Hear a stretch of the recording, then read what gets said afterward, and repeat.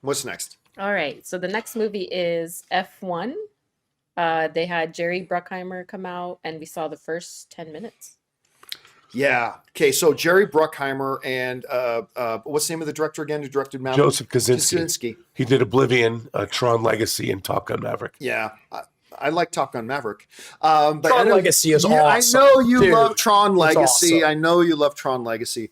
So he comes out, they start talking about F1. They talk about how they actually worked with F1 racing, and they actually shot at real F1 events around the world. Across the whole season. Yeah. That's like a lot of shooting. across the whole season and all that kind of stuff. And then they're talking about it's great. Joseph Kosinski and Bruckheimer are talking about how great their movie is and all that kind of stuff, and that's great. But then they go, and now we're going to show you the first 10 minutes of the movie.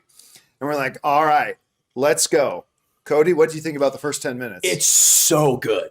It's like Top Gun Maverick level. Within 2 minutes, like there's these tracking shots of him and he's in the car and you're there and it is just visceral and fast paced. And dude, it's just epic. It's epic. It delivers. The photography is insane.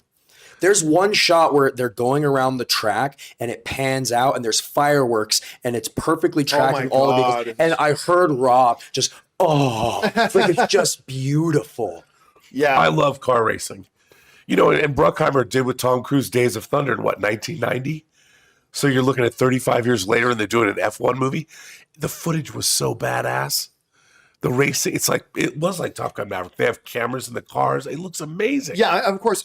Like Kosinski brought all those techniques that he did in Top Gun Maverick into bringing the cameras right into the cockpit, making you feel the energy of it, all that kind of stuff. But here's the really cool thing about it was that it wasn't just look at the great car action. It starts just by meeting Brad Pitt's character. And he's like sleeping in a van, which is kind of half my dream. I kind of dream of like buying a camper van and just traveling across the country. But it's just like him, and they're at the Daytona. What is it? The 24 500. It wasn't the Daytona 500. It was the 24 hours of Daytona. Yeah, but the 24 hours thing. So he's like, I guess he's taking a sleep shift, and he gets up and he's like, "How'd you blow my lead?" And he gets in the car and like doing all this wild stuff in the car. Midnight. And then Takes the car at you midnight. just learn so much about the character just in a few minutes between his conversations with his pit boss. But then he talks to Javier Bardem later. I love the way he's like some drifter that has no allegiance to any company. Yeah. But he's the best at what he does, and they go search and find him when they need something from him. I love that that's his background. It almost reminds me of when they go get John Rambo, to do the mission. Yeah. It's very, I'm already in with this character. A part of me a little disappointed, but it's only in the beginning that I didn't see enough 4DX worthy scenes. But I'm pretty sure we will get those. Well, it's just the first 10 minutes of the film. Yeah. We weren't even in the actual F1 car yet. No. So we didn't see any of that. So I expect more great scenes to come out of this. I love the background of the character. But my favorite part wasn't even the car racing, which looked amazing. It was a laundromat scene. Yeah. Brad Pitt's just sitting in doing laundry in a laundromat, and Javier Bardem comes walking in, and they start having this conversation. And it was so fun. Did you guys get How much money have you lost? Yeah. At first, when he 250 walked million. up, I worried that, oh my God, is this Talladega Nights rivalry? Thank God it did. Oh yeah, like They almost pulled that off, and I was like, who's Borat again? Sacha Baron Cohen. Yeah. Yeah, like is it gonna be a Sacha Baron Cohen thing? No, it's an old buddy of his. But we do at the end we see the cast, and I guess the rival is the black. No, it's his teammate. Oh, that's his teammate. Maybe they have some. Because remember, Javier Bardem says, "I just lost my main driver. My second driver is a rookie, and I need a new driver." And so that other character is the rookie who's on the same team as him. I'm all in. Let's run the engines. Let's go.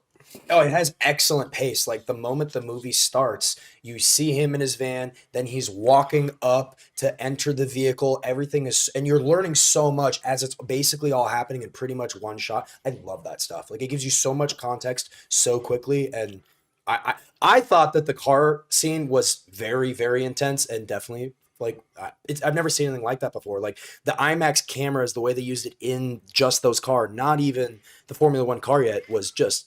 It's so cool. It's so good. I remember when the F1 trailer came out, and I said on the show, I said, "Listen, I'm not a Formula One guy, but do not underestimate how big F1 is around the world. Like they Oh, just yeah. brought F1 to Vegas, and it's just the most packed Vegas has ever been in its history as a city. Yep.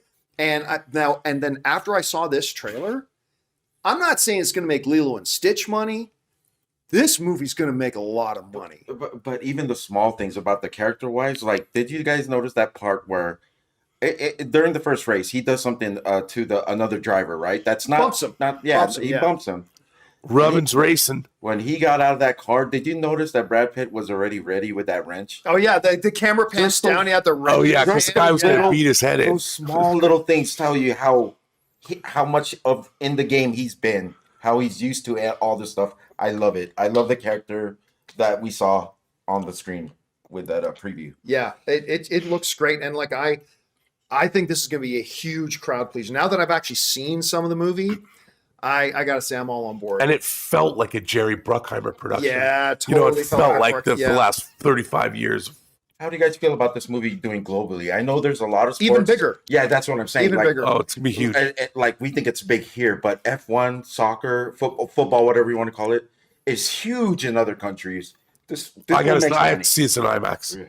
Yeah. Yeah. The Definitely. biggest theater Yeah. with the biggest sound. Well, you know me. I want to see it in a Prime theater. Right. See Prime, or my IMAX would do too. I didn't know this. They pointed out Brad Pitt actually was in the car driving out. Yeah, he was driving. He was I driving had no. Is he Tom Cruising us right now? Is a he- little bit. Yes. Yes.